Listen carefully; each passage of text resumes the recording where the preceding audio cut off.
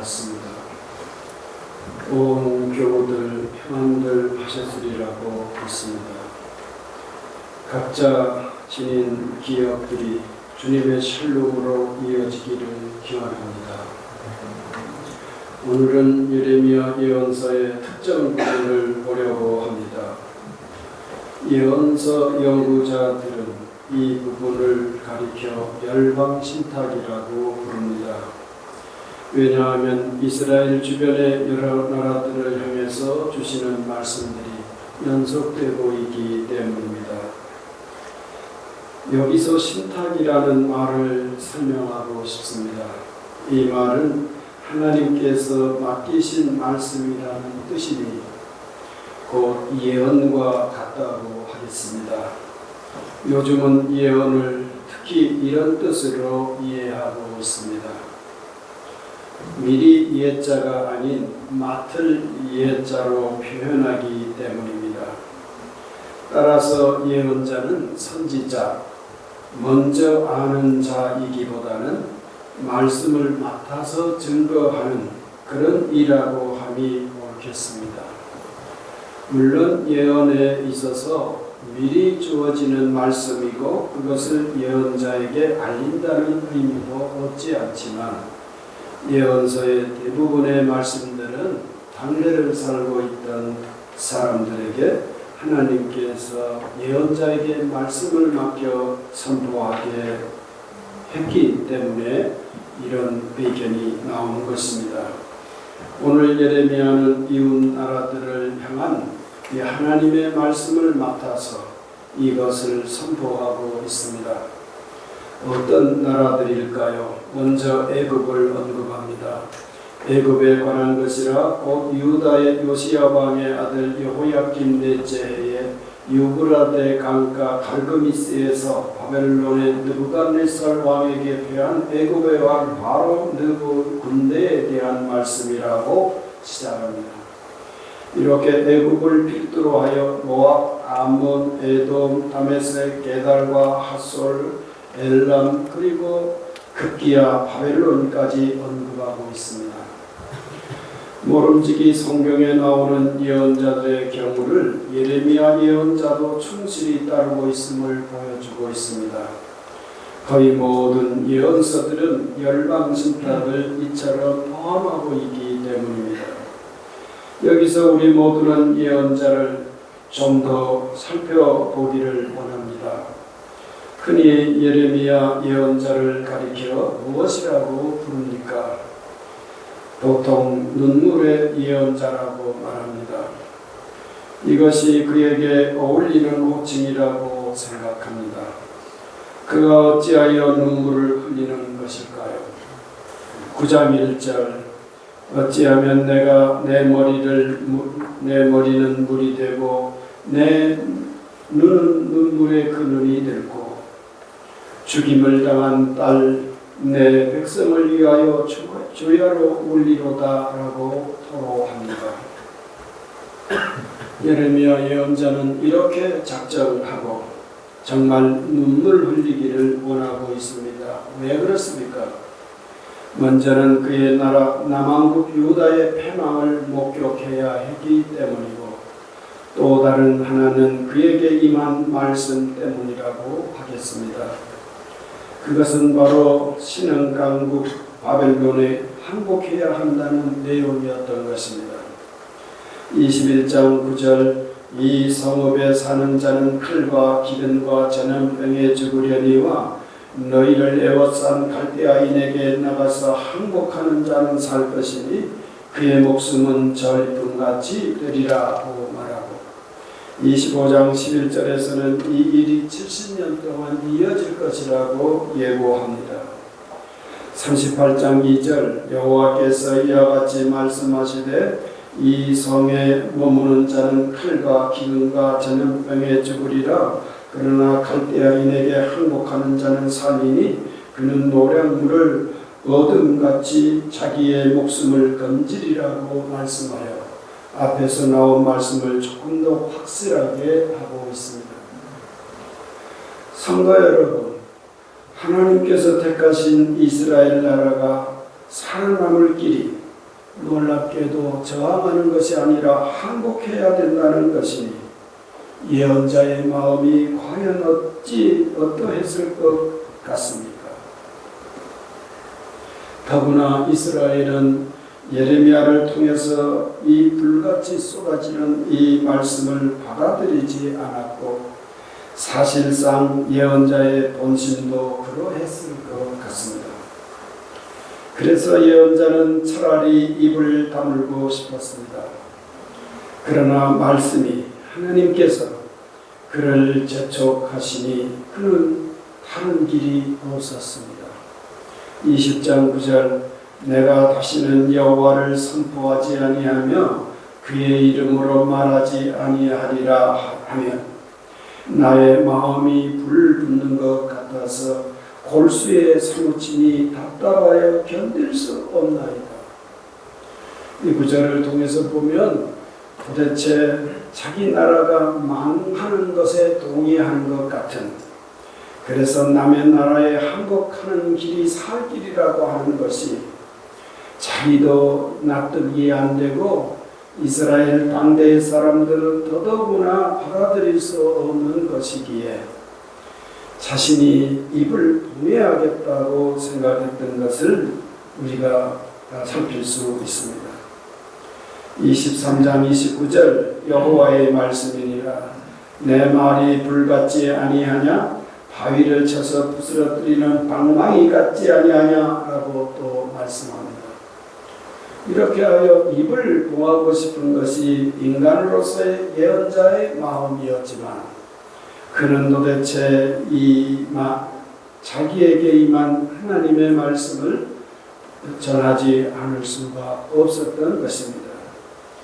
예레미야의 이런 심정을 공감하는 예레미야서의 바로 뒤 있는 예레미야 애가는 그 심정을 따라 당시의 정경을 노래합니다. 슬프다 이 성이여 전에는 사람들이 많더니 이제는 어찌 그가 그리 적막하며 하게 앉았는고 밤에는 슬피 우니 눈물이 뺨에 흐르며 라고 시작합니다. 예언자의 심정에 공감하는 애가 그야말로 슬픈 노래는 이렇게 시작하고 있습니다. 바로 예언자의 위치가 이러했기에 그는 눈물을 쏟으며 동시에 그 직무를 감당해야 했던 것입니다. 그런데 성도님들, 여기에 반전이 있습니다. 그야말로 자기 코가 석자인 그가 열방을 향해 이스라엘이 듣도록 예언을 선포하고 있다는 점입니다. 애굽을 향해서 무엇이라고 말합니까? 12절 내 수치가 나라들에 들렸고 내 부르짖음은 땅에 가득하였나니 용사가 용사에게 걸려 넘어져 둘이 함께 엎드러졌음이라. 지금 이스라엘이 애굽에 기대려 합니다마는 애굽도 결국은 용사가 무너짐같이 무너지고 말 것이라는 전쟁의 승리가 누구에게 있을 것인지를 말하고 있습니다. 또 바벨론을 향해서도 무엇이라고 말합니까? 50장 23절 온 세계의 망치가 어찌 그리 꺾여 부서졌는고 바벨론이 어찌 그리 나라들 가운데 황무지가 되었는고 라고 말하여 이스라엘과 중동 지역을 휩쓸고 있었던 바벨론 제국이 결말이 어떻게 되어질 것인지를, 이 역사의 결과가 어떻게 될 것인지를 예고하고 있습니다. 이런 말씀들을 듣는 이들이 당시에 과연 이런 말씀들을 대하며 무엇이라고 반응했을 것 같습니까? 너나 잘해라. 너나 잘해라. 내 앞가림이나 잘하거라. 이웃들도 그렇게 말했을 것이고 이스라엘 내부에서도 참 오지랖도 넓네, 우리식으로 말하면 그렇게 조롱했을 것 같습니다. 지금 나라 형편이 풍전등화인데 무슨 애굽이며 무슨 바벨론이며 무슨 에돔이며 무슨 암몬이며 이렇게 말을 한다는 말인가. 그럼에도 불구하고 하나님께서는 이 말씀들을 예언자에게 주셨고 예언자는 그 메시지를 묵묵히 증거하고 있는 부분, 그 부분이 바로 열방신탁 부분이라 하겠습니다. 성도 여러분, 바로 이 지점이 오늘 추석 연휴를 끝내고 일상으로 복귀하는 우리들이 주목할 내용인 줄 믿습니다. 하나님께서는 오늘도 우리를 향해 이 내용을 잘 간직하도록 바라시는 줄 믿으시기 바랍니다. 예언자는 어찌하여 이스라엘 내부의 일도 급박한데 저토록 한가하게 보여지는 외국의 형편까지 거론하고 있는 것일까요? 우리는 여기서 눈길을 복음서로 돌리고 싶습니다.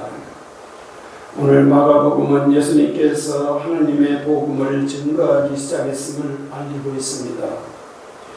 요한이 잡힌 후 예수께서 갈릴리에 오셔서 하나님의 복음을 전파하여 라고 말씀합니다. 성도 여러분, 24절은 우리가 잘 읽으면 이건 마가복음을 기록하고 있는 저자가 그렇게 설명하는 투로 하는 구절이구나 알 수 있지 않습니까? 그리고 이어지는 15절은 실제로 예수님께서 전파한 내용, 첫마디 말씀을 소개하는 형식으로 되어 있습니다. 근데 마가복음은 이 예수님의 첫마디를 소개하는 마가는 그 첫마디의 내용을 하나님의 복음이라고 표현하고 있습니다. 그런데 실제 예수님께서 그것까지 따지는가 그렇게 생각하실 수도 있겠습니다만은 우리는 성경을 한마디 한마디 한 글자 한 글자를 소홀히 하기가 어렵습니다. 왜냐하면 주님의 말씀이기 때문입니다. 마가복음을 기록하고 있는 저자는 예수님께서 첫마디 말씀을 하셨는데 그 말씀의 내용을 요약하면서 하나님의 복음을 전파했다 그래요. 그런데 그 다음에 실제로 마가가 소개하는 예수님의 첫마디를 보니까 예수님은 하나님의 복음이 가까이 왔다 이렇게 말하지 않고 뭐라고 그래요? 하나님의 나라가 가까이 왔습니다. 회개하고 복음을 믿어라 이렇게 말씀을 합니다. 물론 예수님의 후반부 말씀까지 연결해서 들으면 하나님 나라 복음이나 하나님의 복음이나 의미가 같은 것임을 알 수 있습니다. 그러나 적어도 예수님 당신께서 전파하는 이 메시지는 하나님 나라의 복음이라고 생각했다는 것을 우리가 기억해야 합니다. 왜냐하면 예수님은 이렇게 첫마디 말씀으로부터 공생애를 사시면서 꾸준히 온갖 경우에 주님은 하나님 나라 혹은 하나님 나라 즉 천국의 복음임을 말씀하시기 때문입니다. 복음이라 하나님의 복음이라 해도 좋지만 하나님의 나라를 말씀함으로써 하나님께서 다스리는 세상에 대해서 우리 주님이 주목하고 소망하고 그리고 그런 일환으로 이제 공생애를 시작하고 있음을 이렇게 보여줍니다. 그런데 성도 여러분, 오늘을 사는 우리들은 복음을 이렇게 생각하지 않는 것 같습니다. 우리는 복음을 하나님 나라의 내용으로 인식하기보다는 내면의 우리 개개인의 내면의 일로 여기거나 실존의 자리에서 이해하는 것이 일반적인 것 같습니다. 사람들은 왜 교회에 옵니까? 라고 묻는다면 평안을 얻으려고 합니다. 라고 말하기 쉽고, 그래서 나는 교회를 다니면서 쉼을 누리고 영적인 안식을 추구합니다. 라고 말하기 쉽습니다. 나는 교회를 다니면서 예수님을 믿고 복을 받아서 세상에서 성공하기를 원하고 우리의 가족들이 안녕하기를 원합니다. 우리는 이번 추석 명절을 보내면서 가족들이 안녕하기를 많이 기원했을 것입니다. 어느 분의 표현대로 삼박자복을 누리는 것, 이것이 우리 신앙생활의 알파와 오메가인 것 같습니다.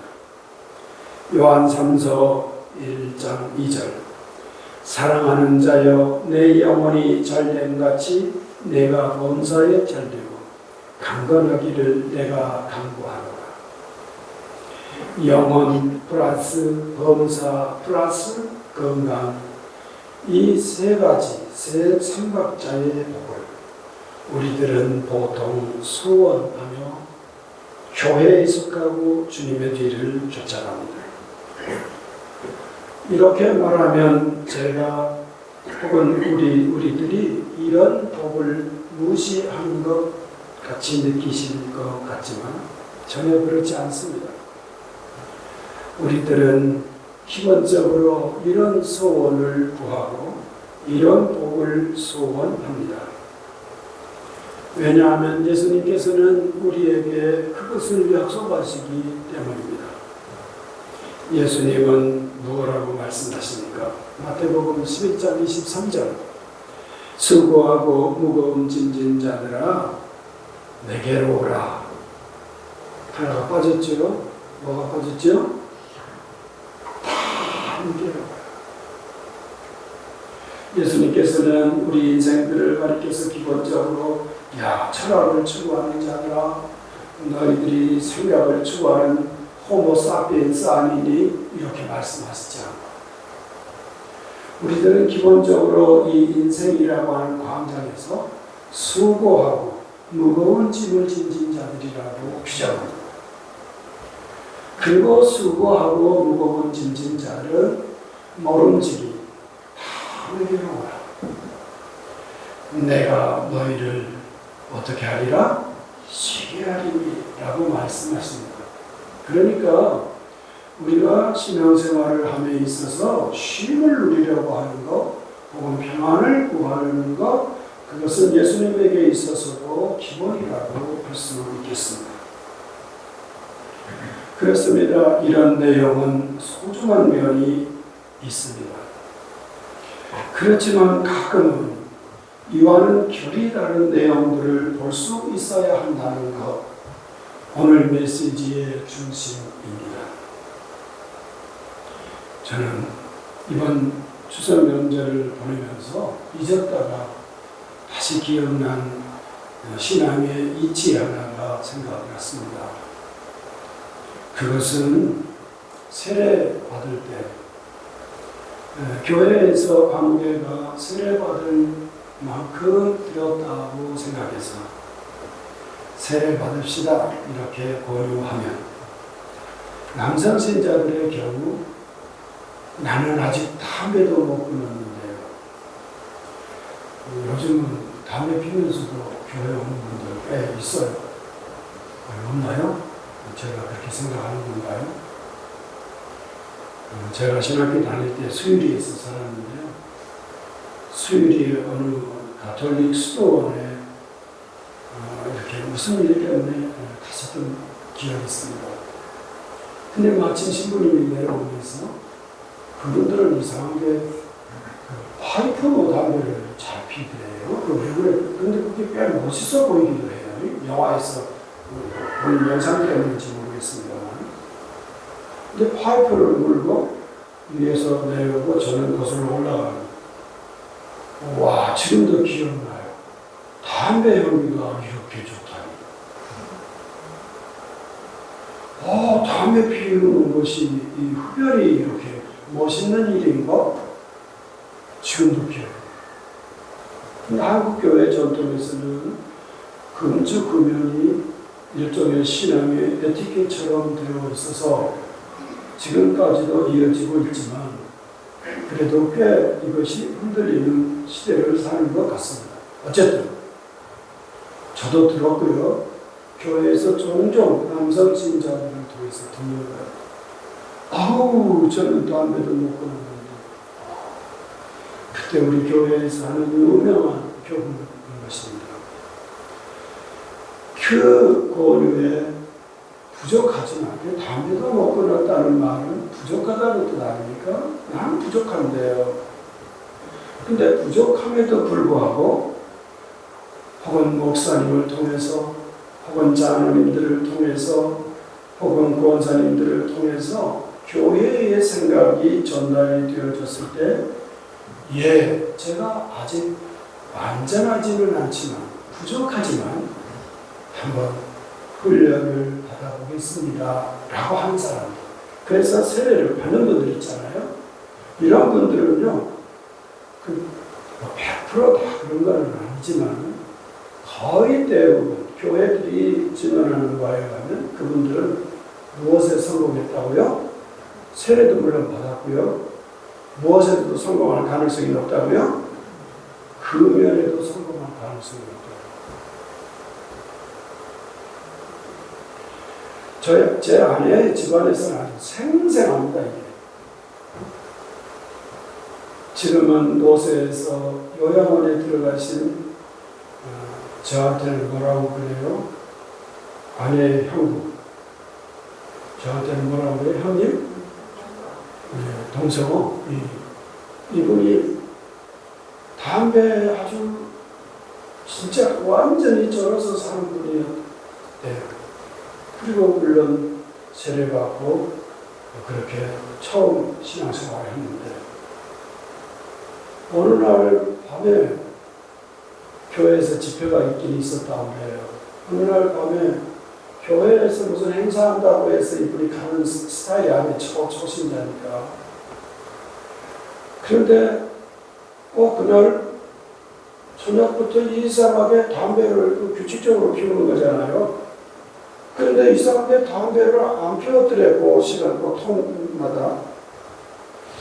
그리고 담배를 안 피운 김에 한번 교회 가볼까? 그러니까 자기가 훈련해서 이게 학습해서 된 게 아니고요. 그래서 자기는 그게 하나님의 은혜라고 고백하는 겁니다.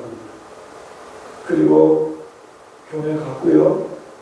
그런데 그날 밤새도록 여러 대 피워야 되는 그런 그분의 관습대로 한다면 여러 대를 피워야 할 몇 시간이 지났는데 안 피웠다. 아침이 됐는데 세상에 내가 담배를 안 피웠네. 아침이 되니까 아니 몇 시간이라도 한 밤을 이렇게 지나면서 안 피웠는데 뭐 또 피울 일이 있을까 하면 안 피워볼까? 그 생각이 불현듯 들더니 견뎌지더라는 거야. 아니 하루 참았는데 이틀은 안 될까? 그게 자연스럽게 생각이 들더래. 그리고 그분은 그 이후로 담배를 완전히 끊어. 아멘. 그리고 아멘. 장로님이 되시고요. 지금은 인간이 가는 길 때문에 어쩔 수 없이 가족들의 곁을 떠나 계시지만 그분은 뚜렷한 한 그리스도인으로 존재한다. 만약 이분이 세례 받으시오? 그랬을 때 저는 완전하지 못한데요. 그리고 겸손의 표현일지라도 세례도 안 받았으면 교회에서 하는 농담으로 지금 세례도 못 받았고 뭣도 못했어요? 담배도 먹고 지금까지 여전히 피우셨어요. 근데 이게 농담이 아니라는 것입니다. 제가 그것을 새삼스럽게 기억해낸 일이 있습니다. 일이 있기 때문입니다. 저는 이번 추석 때 아주 저로서는 생각해보지 못했던 그런 이야기를 잠시 들을 수 있었습니다. 교회 여러분, 우리가 하나님께 바치는 헌금을 성도 여러분은 도대체 어떤 것으로 여기십니까?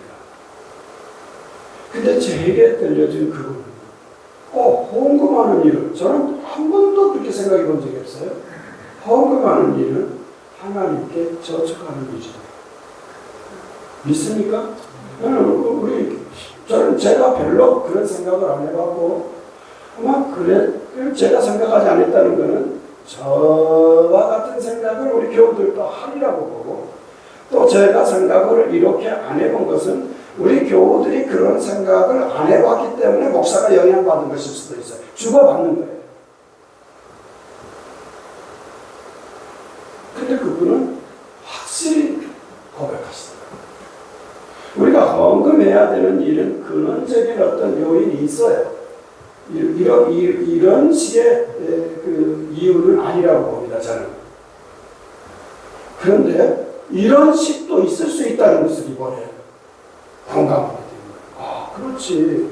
왜냐하면 인생이요, 지금처럼 뭐 경제적인 헌금이 주제를 잠깐 멈추면 우리 경제 생활이 좀 안전하다면 어쩌면 우리 헌금 안 해도 될 거예요. 저축 안 해도 되니까. 근데 우리는 인간이 우리의 삶은 다른 분야에서도 변수가 많습니다만 하나님께 바치는 경제에서도요 마찬가지로 많은 변수가 있는 줄 알고 우리 사람들 중에 어떤 이는 행운이 있어서 자기 삶을 잘 간수해서 평안하게 경제 활동을 하는 분도 없지 않겠죠. 근데 대체적으로 우리는 다른 분야에서도 변수가 있지만 경제 생활에서도 변수가 많아요. 근데 적어도 이분은 이 변수 많은 경제 생활에서 하나님께 의지하는 일은 그 변수에 대응하는 준비하는 것이다 생각하고 조금은 현실적인 좀 뭐라고 해요? 이렇게 좀 그런 의미로 저축하는 것으로 여겨서 자기는 그리했고 하나님께서는 자기에게 그런 어려움에서 벗어나게 하셨습니다. 이렇게 말하는 것이었습니다. 한 번쯤은 우리가 공유해야 할 그런 실제적인 내용이 아닐까 생각했습니다. 그런데 교우 여러분, 우리는 이런 어떤 실제적인 이런 신앙적 내용, 우리가 어떻게 하면 하나님으로부터 복을 받으며 이 세상을 살아갈까 하면서 그것이 건강이든 혹은 경제 일이든 또 혹은 다른 세상에서의 성공이든 혹은 그런 안식이든 이런 것들을 이번 명절에 이모저모 헤아리었으리라고 생각합니다. 그런데 성도 여러분, 여기에 곁들여 한 번쯤은 오늘 성경에 나오는 내용들을 기억해 주십사고 말씀드리고 싶습니다.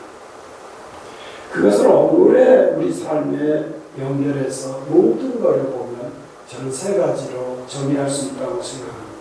첫째, 기후위기의 일입니다.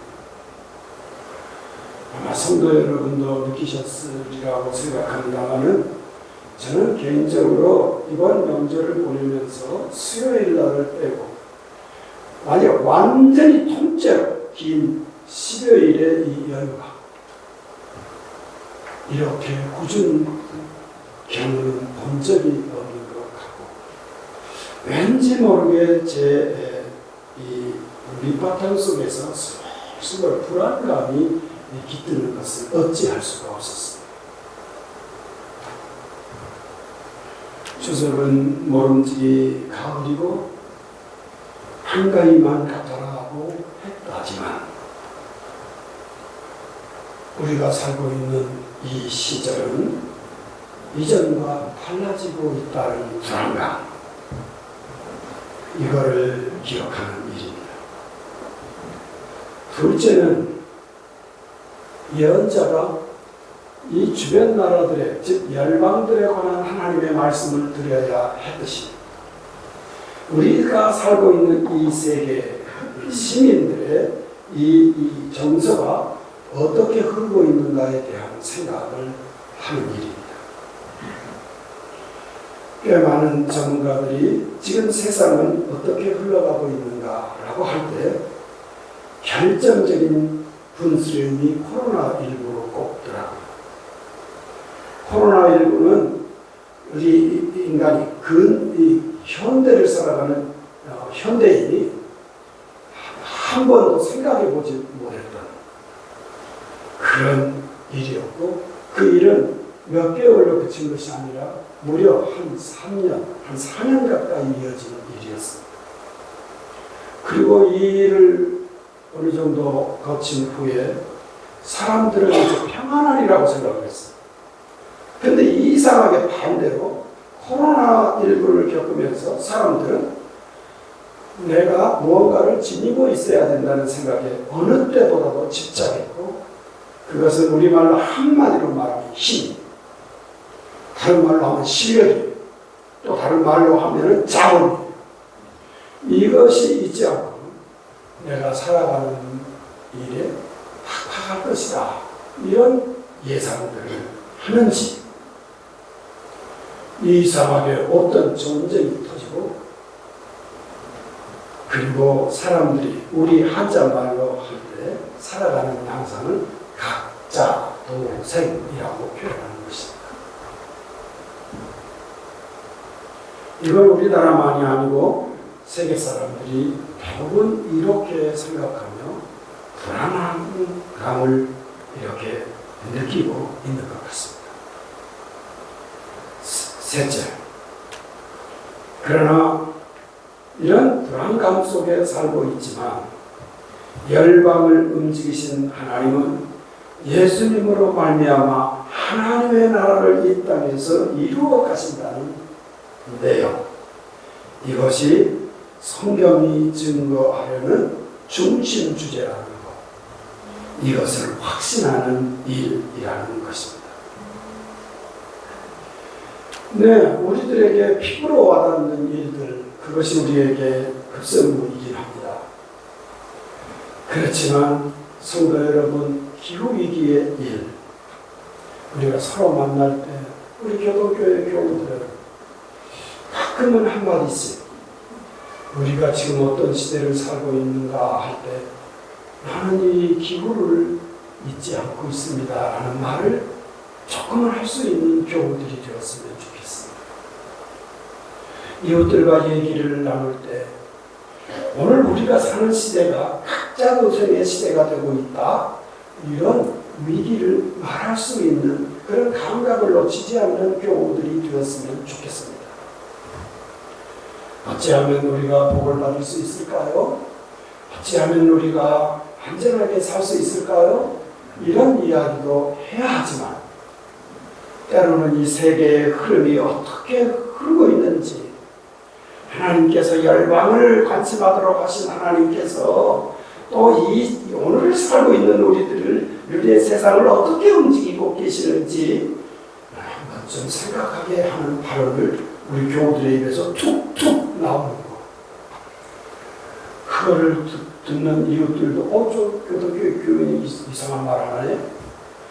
그리고 그것을 듣는 이 목사도 야, 우리 교우들의 입에서 저런 말도 할 줄 아네.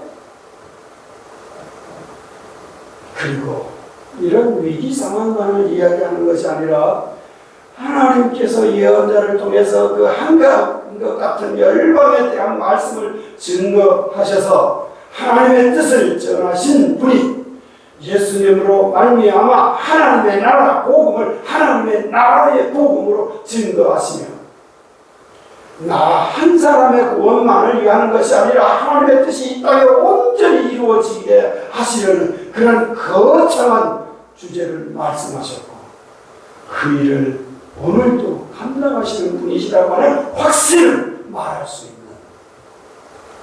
그런 성도, 그런 교인을 우리 하나님께서 바라시는 것이 아닐까 싶은 것입니다. 성도 여러분, 그리스도인의 품위와 품격은 하나님의 나라를 앙모하는 데서 판명될 수 있음을 기억하면서 일상의 삶에 복귀하시기를 기원합니다. 하나님께서는 일상도 벅찬 상황이지만 그 속에서 열방을 품도록 하셨고, 우리 예수님은 우리의 실존적인 욕구를 품어주시되 그 모든 걸 넘어서는 하나님의 나라를 증거하셨습니다. 이 하나님의 경륜이 또 하나의 하나님의 창조 질서임을 기억하시면서 나날의 삶을 갖고 가시기를 주님의 이름으로 부탁합니다.